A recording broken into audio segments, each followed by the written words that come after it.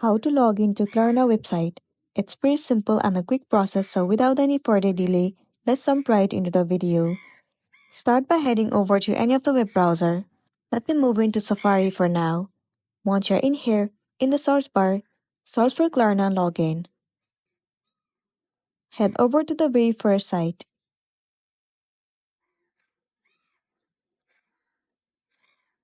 Once you're in the official page, first of all select the country that you're in. Once selected, tap on Sign In.